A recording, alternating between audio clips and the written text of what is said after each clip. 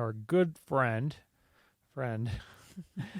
Elizabeth Holmes. And yeah, Elizabeth Holmes is the former CEO of Theranos. And she kind of talked like that too. I don't know if, do you remember that?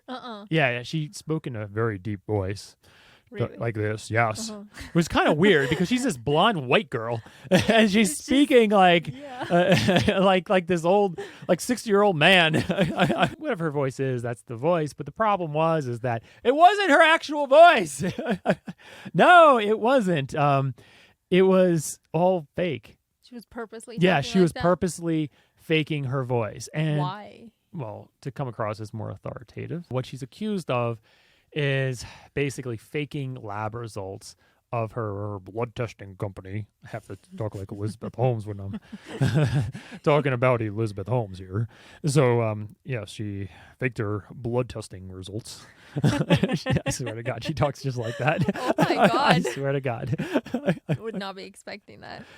Yeah, it's quite odd because she's this young white girl with blonde hair and she's talking like that. It's like, what? She faked the results to make it seem like her lab testing technology, blood testing technology, was legit and actually worked.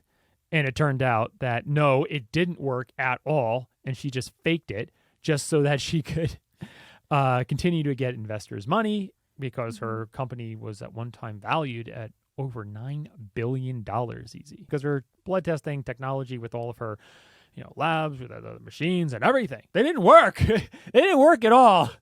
But she said that they did. And yeah, it was to get the investors' money and also fame and try to make it appear that she's this, the next Steve Jobs. Because did you see any pictures of her? Maybe we can look up and we can put on our fancy dancy TV here. This is how she used to dress. And right here, mostly just like a black turtleneck, very similarly to Steve Jobs, right? Yeah. So she used to look like this, and now she looks like that. A little different. Clearly, she's trying to make it appear, and this is what some of the things we want to talk about is kind of the appearance that defendants tried to do to make themselves appear more favorable to a jury. Curlier, trying to come across as just a little more juvenile, as opposed to here, just more intimidating. It's quite interesting how she changed her appearance. And it's also very curious, too, if she is going to be speaking with her very, very deep voice like she was in the past.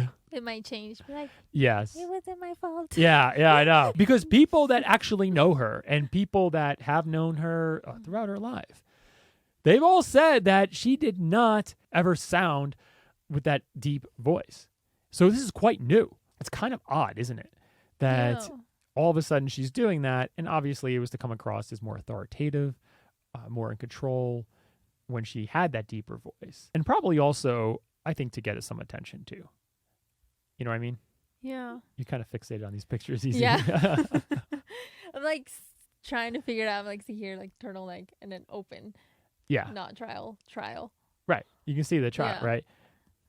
A lot different appearance. And then also her hair is now forward all the time. Before, sometimes it will be back, like here. See how her hair is back when she's kind of showing off her blood testing technology with one little prick of the fingertip. You can get all your test run really quickly. No vials of blood or anything. Bullshit. And her hair is pulled back. Is that another to come across? It's actually to come across is more masculine. It's basically women trying to look like men in the workplace.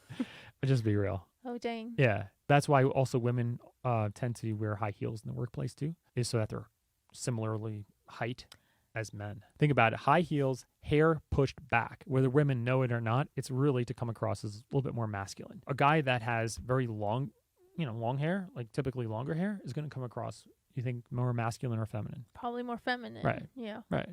As opposed to very short hair is very masculine. You know what I mean? Here she's staring deep into your soul, I trying know. to tell you something. If you notice, like always, like looking very deeply, like with a strong stare, and then no smile really at all. Again, trying to come across as extremely masculine because she thinks that's kind of the way to go to kind of get investors to show that she's in charge. And if you think about it too, it's a little bit of overcompensating. You know what I mean? How come? Well, because it's like she can't just be herself. So it makes you automatically think that, not always, but you can kind of feel if someone is being inauthentic. If you do feel like they're being inauthentic, such as here, when she's talking in a deep voice and doing all these manipulation techniques of what she wears and, how she looks and how she smiles or doesn't smile and their hair, everything. Like it makes you wonder even beforehand, like, hey, what else is going on here? Are you trying to cover up something? Why are you not happy with who you are just naturally? That you have to change it so much. She's trying to Especially manipulate people here. with curly hair too. I've noticed girls that's more feminine rather than Yes. straight hair. Yes. Like that. And where her straight hair is also pulled all the way back in a lot of the pictures and a lot Yeah. of her appearances as well. Look at her. She looks just cuter. Oh, and less black. I Yeah. noticed that too. Yeah. I have seen her wear some black, but if she is wearing black, I think this is at trial too, then, hey, she has an open shirt. Mm-hmm. She's trying to come across as open, which is also trying to make her come across as more honest. Because if you're open, you're subconsciously, at least people are going to feel like she's more honest as well. So she's trying to come across as younger, more childlike. She's not that young, but I mean, she's trying to come across that way to make it appear that, hey, just a child. You're not going to put a child in prison.